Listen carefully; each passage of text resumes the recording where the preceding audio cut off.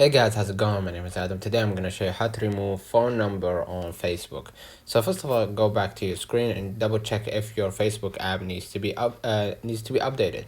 If it does, just go ahead and do it, and if it doesn't, just move along to the next step. And as you can see right here, there is no update. So I'm going to just open up the Facebook, and I'm gonna just click on my below right corner or the menu, and I'm gonna just go ahead right here to the settings here. Right now, what I'm gonna do, I'm gonna just go ahead and open up the Meta, and it's gonna open up a new window for me. Right, so just go ahead right here, and you're gonna see sorry, password and security. Just see right here, you're gonna see the password and where you logged in the devices and all that. So just go ahead right here and click personal details, and you're gonna see contact info. Just go ahead and click on it.